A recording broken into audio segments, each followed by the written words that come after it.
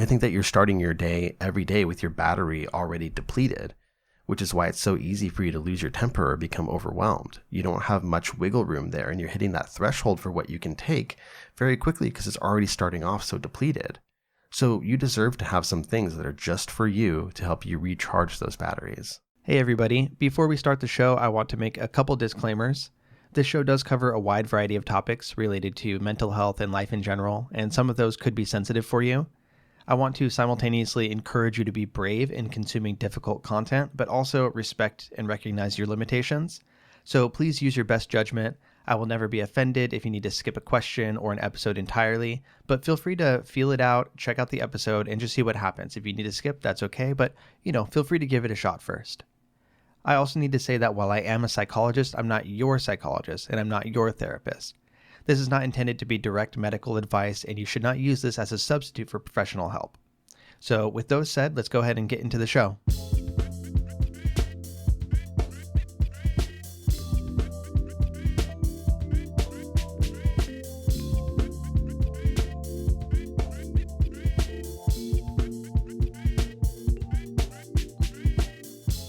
All right. Hello, friends of all varieties. This is the Hardcore Self-Help Podcast, episode 360. I'm your host, Dr. Robert Duff, aka Duff the Psych. I make mental health content for real people just like you. And today I have a question and answer episode. 2 awesome questions from listeners like yourselves. Thank you to everybody who did kind of answer my call for more questions. I got a bunch of them in.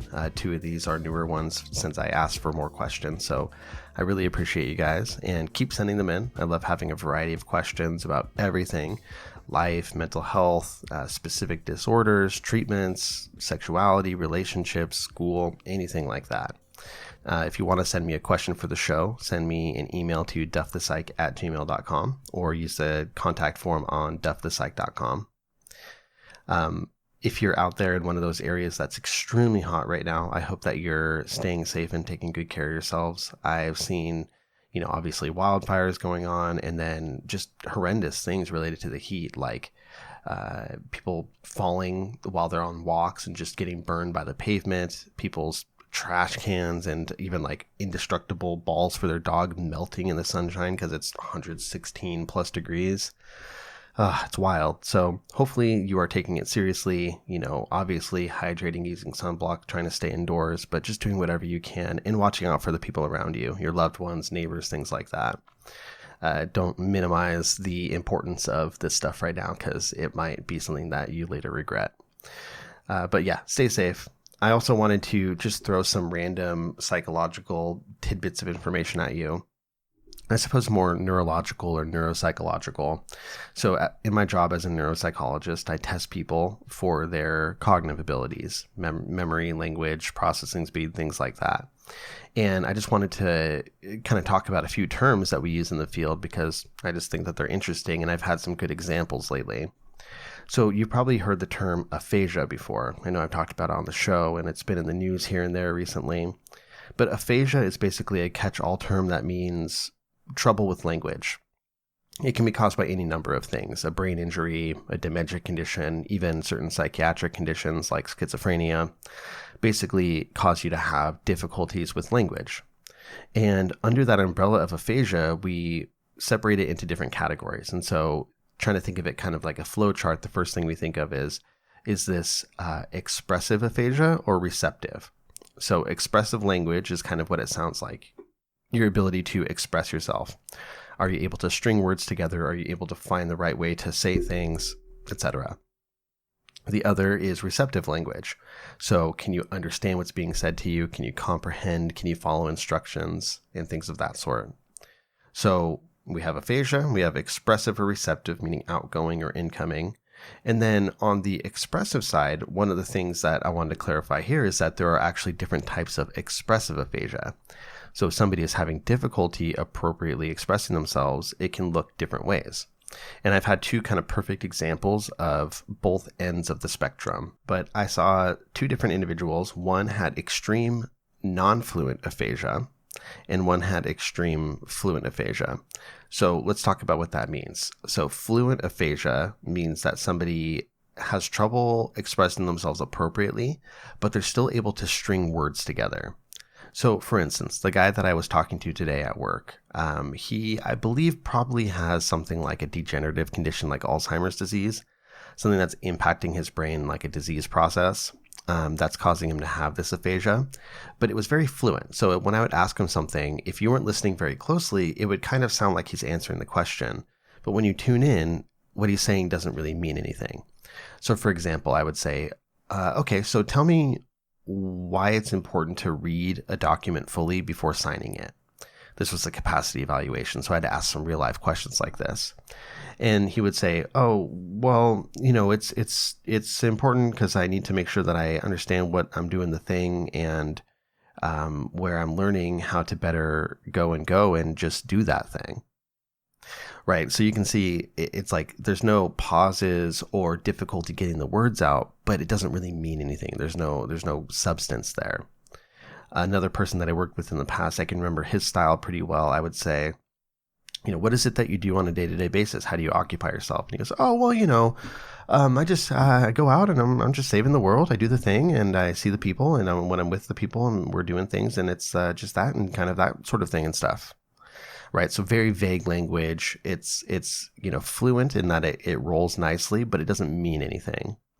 And that's in contrast to what you would call non-fluent aphasia, which is the opposite, where words are very, very hard to get out. So at a mild level, it might sound like somebody saying, oh, yeah, I was at the place where if you have a fall, you go there, the hospital.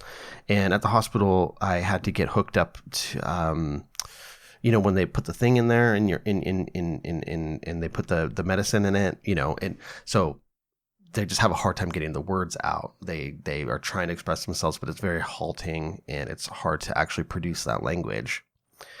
Now, I saw somebody at the end of last week that had very extreme non-fluent aphasia. So when I asked her, can you tell me your name? She'd say,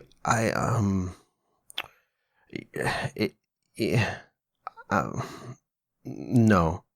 She would basically only be able to say yes and no with a few other sparse words in there. And so that's very on one extreme end of the spectrum with non-fluent. So could barely talk, essentially nonverbal, except for certain words. And my job in that case was to determine, okay, are we looking at just expressive aphasia or also receptive? So while she can't express herself well, can she understand what's being said? And in that case, when I would, write down different options and say, okay, are you 32? Are you 52? Are you 72 or are you 92? And have her point to one, that was a different way of assessing it. And it turns out that she has both. She has receptive aphasia and expressive aphasia. The expressive is very significant, and the receptive, it's pretty clear that she also doesn't quite understand what's being asked of her. So yeah, that was just, another example. And for her case, I think it was a series of strokes that probably left her essentially non-communicative, because with a stroke, depending on where it happens in your brain, it can impact any number of skills, but language is pretty common. That's a pretty bad case, though. I have to assume she didn't get the appropriate aftercare that she should have gotten, following her stroke in the hospital. So taken together, all of that is, we have aphasia, the umbrella term that means difficulty in language.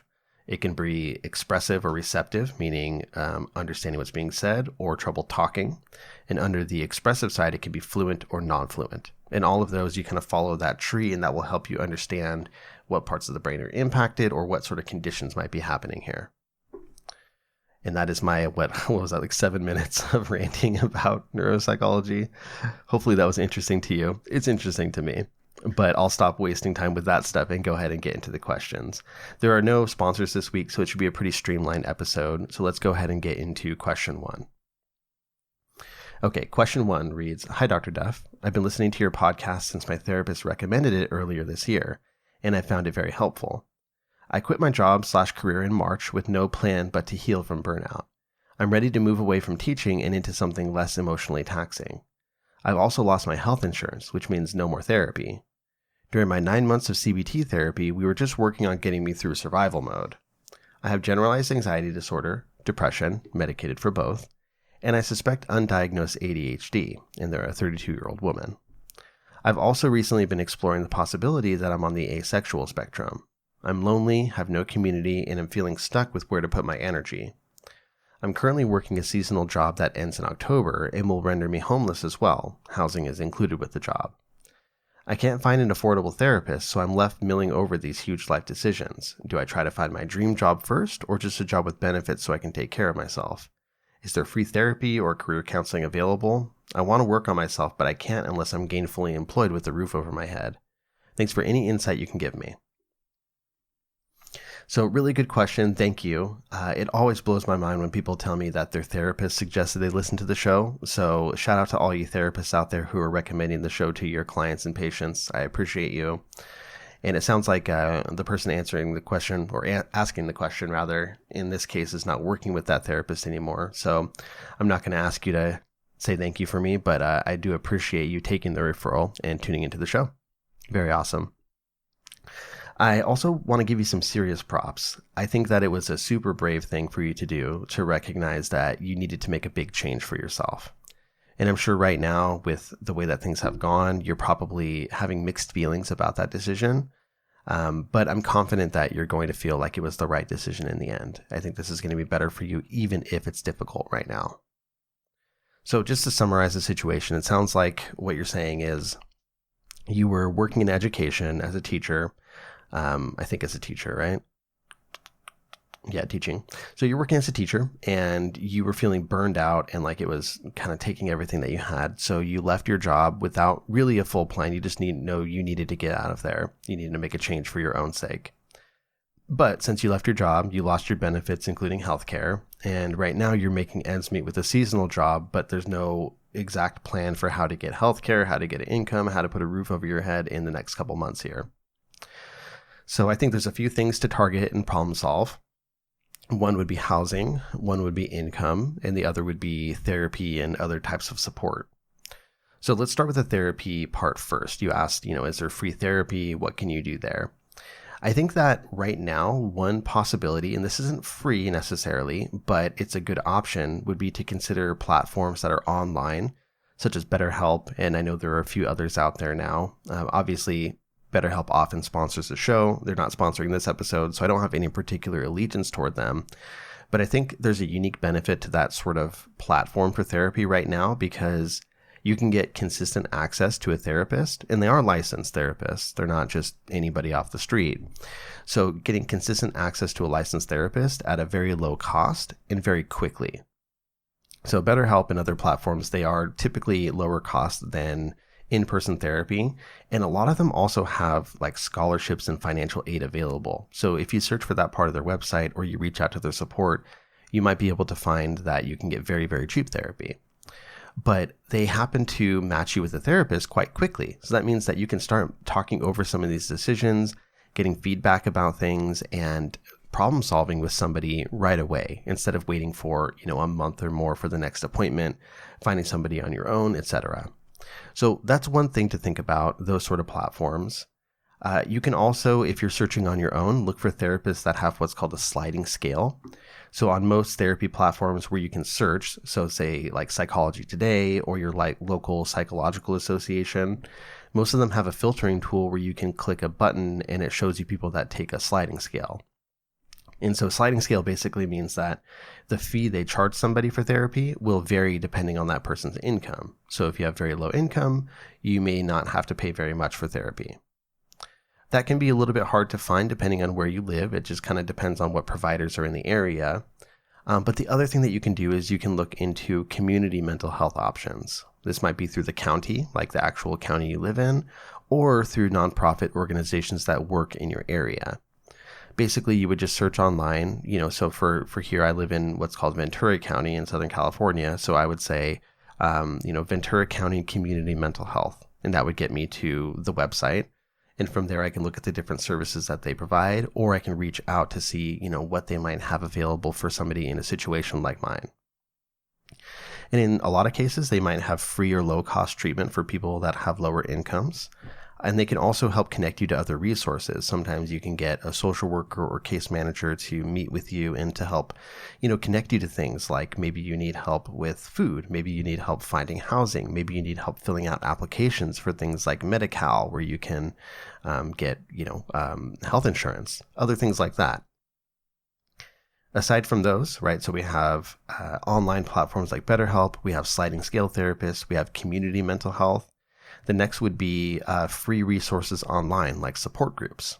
We're at a really, really good time right now for support groups online. A simple Google search for, free support groups online for XYZ issue, whatever it is you're looking for. That'll get you started. And for many of them, they're free. You don't have to, sign up for anything elaborate. You just sign on to a Zoom call or something like that and join on a given week. And that's just a good way to have a place where you can get some feedback and keep the process going. However, as you mentioned, it is hard to work on yourself when it comes to the other less immediate stuff when you don't have things like security of housing, or you're running out of money for food or something like that. And this comes to an idea that we call Maslow's hierarchy. This is kind of a fundamental humanistic psychology idea. So Maslow was, it's Abraham Maslow, I believe. Yeah, Abraham Maslow was a psychologist, and he proposed a pyramid of needs. And you might imagine it looking like the food pyramid, right? Just kind of a triangle with the most basic needs at the bottom. And you could easily look this up. Just look up Maslow's hierarchy or Maslow's pyramid. But basically it goes through different layers, and starting from the bottom, which is the largest of the base, right? You have physiological needs. So that means things like shelter, food, sleep, things like that. Next, you have safety needs. And these are things like employment, being secure personally, meaning you're not afraid for your safety, things of that sort. Going up one, you have love and belonging. Then you have esteem, and then at the peak, you have self-actualization. And it makes a lot of sense, right? This isn't the most, innovative, hard to understand, wild theory. This is basically saying, hey, if you're homeless, it's going to be really, really hard for you to think about the meaning of life and who you want to be as a person and what your legacy should be. Right? So essentially, it's much more difficult to work on things at the top of the pyramid when you don't have that base at the bottom cared for, when you don't have a place to lay your head, when you don't have food to eat, etc.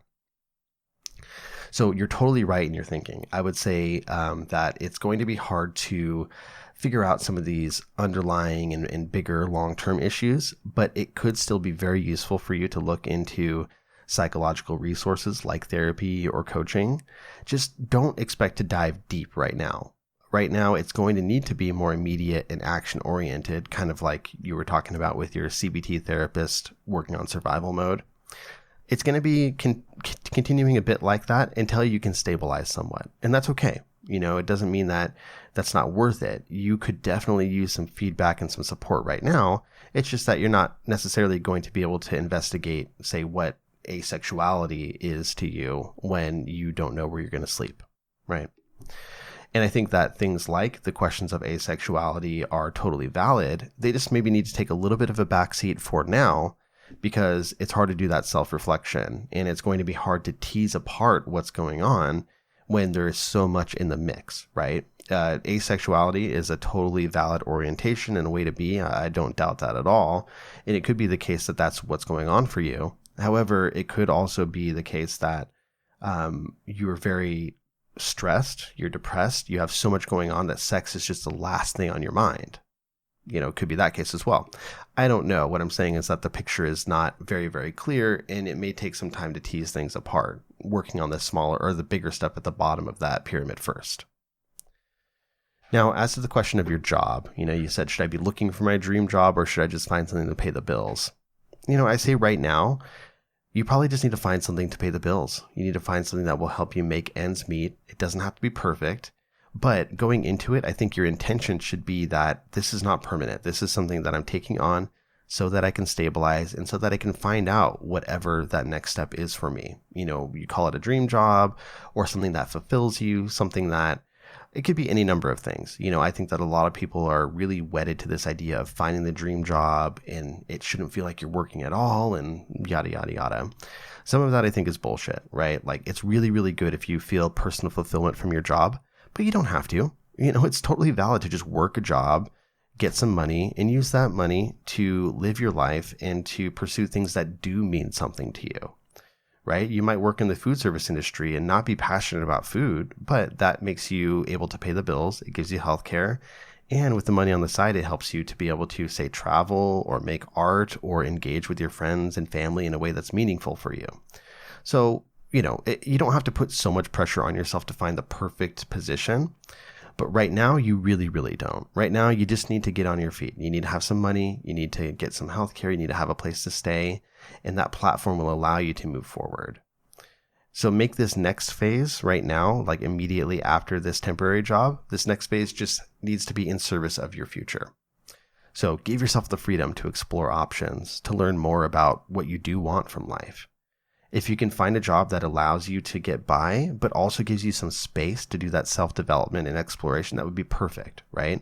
So if we can knock out that bottom layer of Maslow's hierarchy, be like, okay, I'm settled. I know where I'm staying. It's not perfect. I have food. My job is whatever, but I'm at least stable. Then you can dive deeper in therapy with these other things like, who do I want to be? What do I want out of my life? What are my interests? What are my values? Things like that. And so if you can find something that gives you that space, that'll be very, very beneficial.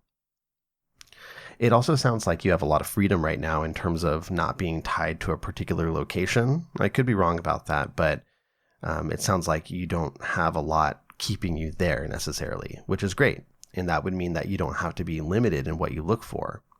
So for example, if you find that there's a job out there that will give you benefits for working part-time, and it's in an area that has a lower cost of living than where you're at right now, there's no reason you couldn't pack up and go over there for a while. It doesn't have to be permanent. Maybe it shouldn't be permanent, but this is going to allow you to do that stabilization we talked about. That's what I mean by making this in service of your future. You don't need to be trying to get your dream job, but you can work on making this launching pad so that you can eventually figure out what that might be. Some people have a really hard time applying for jobs or doing things and feeling disingenuous because they don't plan on staying. But all of this right now is guilt-free. This is totally fine. You can get a job and intend to leave it in 6 months or so. That's okay. You don't need to put yourself in a position where you're feeling guilty about that. You're just trying to get back on your feet.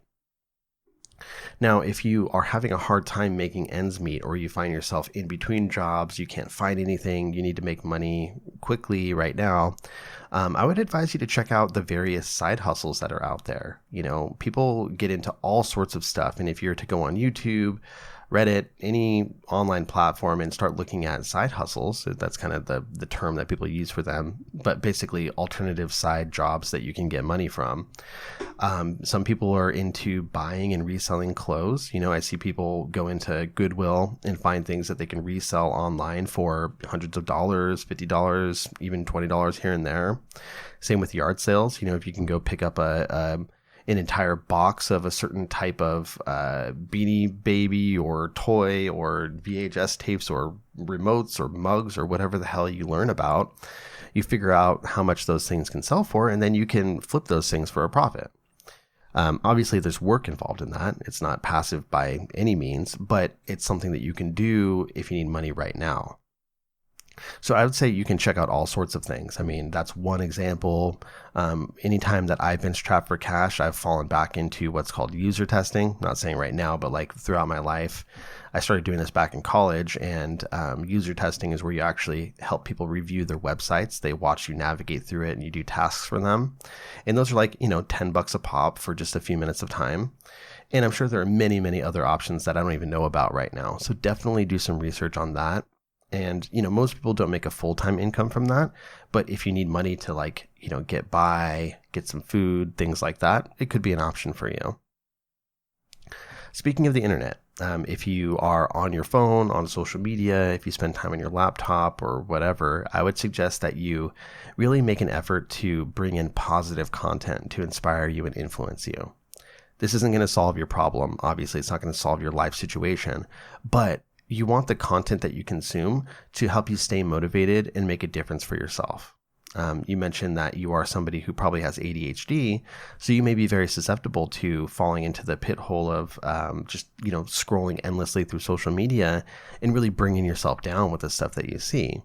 So instead, if you can curate it in a way that will actually get you off the phone and off your ass and doing things in the world, then that could be really good. I've actually been doing an experiment with this for myself on TikTok. I haven't used TikTok in a long time, but I just started getting into it again. And in your settings, there's an option that you can wipe your algorithm, basically start fresh. And so I did that, and now I've only been liking and, interacting with stuff that I think is a positive influence for me. And then anything that isn't, I've been saying not interested, and it's working really well. My feed is very boring to a lot of people, but it's helpful for me because it gets me feeling like, okay, time to go do some work. So yeah, that's something else that I would consider doing. Not just TikTok, but anywhere. Figure out the things that are helpful to you. Take in a lot of information about your situation and things that are similar, and try to keep the information flowing in a positive way. Since you don't have insurance, you may need to also look into community healthcare, especially to manage your medications, because you're on a couple psychiatric medications and we don't want you having to go off of those. Aside from, working with your doctor and your insurance, I'm not sure if you've already figured out how to use prescription coupons, but there are prescription coupons out there. GoodRx is the biggest company for those, but there are others. And if you just put in, assuming that you're on a generic medication, so like for Lexapro, for instance, escitalopram, you can go, okay, escitalopram, whatever it is, 10 milligrams, 15 milligrams, medication coupons. And you put that into Google and you'll find coupons that lower the price drastically. I'm talking paying just a few bucks for generic medications. And then some places like Walmart or other clinics may have a low cost list already. But yeah, there are good ways to get medications very cheap if you don't have insurance right now. And even though you're working on that bottom of the pyramid, like we talked about, the housing and things like that, I think it may make some sense for you to continue seeing about getting an ADHD diagnosis and appropriate treatment for it. I don't know, whether you do or do not have ADHD, but it sounds like there are at least symptoms that sound like it that are getting in the way of your life and possibly in the way of moving forward. And I think that it could be a good thing for you to keep pushing on that, even if some other stuff takes a back seat. I say that because I've seen people in similar situations. I work with people like this who struggle to get stuff done during a time when they really, really need to be taking action. And that just entrenches them further into things like depression and feeling hopeless. And so having appropriate treatment, whether that's medication or otherwise, can help you get more done, which will stop that negative cycle from happening as much. There are also a lot of career counseling resources. You asked if there are free career counseling things out there, and there very well may be. Here in California, we have some through the Department of Education. If you go to their website, there's a lot of stuff there. But depending on where you are, maybe there are other resources through a nonprofit, through university, again, through the county, whatever. So I would Google free career counseling in your county and then search that. But yeah, you have a lot of big questions, things to work out related to your sexuality, connections to other people, community. And I just think that some of the stuff lower in the pyramid will have to come first, but you don't need to neglect those other issues. They're important. You can write about them, you could think about them, and it could be on your mind. But I think that, right now we're getting you back on your feet a bit, and then you'll have room to think about those deeper concerns. And this will be especially true if you can find a job that you can work right now that's not all consuming, it's not soul crushing, it's not going to take the wind out of your sails. That will give you freedom to explore a bit more. I think that you have a lot of self-awareness. You have no shortage of bravery taking that leap. And I think that you will find your way to a more satisfying life. This period of time is hard, painful, confusing, scary, but it will be worth it for you. So good luck and take care of yourself. Okay, on to question 2. This one's going to be a relatively short response, but we'll get to it here. Hi, I heard you want more questions. Here's mine. You know that expression that a mom is only as happy as her least happy child? I have 2 nearly grown children, both on the autism spectrum. I'm a single mom. My youngest daughter is transgender, depressed, and lonely with no friends. She's been in therapy for years, but I don't know if it's helping.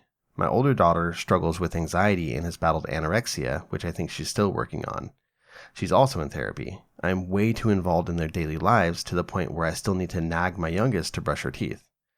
I'm also supporting my mom emotionally as she has dementia. Aside from my constant stress and worries about them, and that I also lose my temper too frequently, I don't have any issues, but my energy is low and I don't feel like engaging socially with my partner or friends.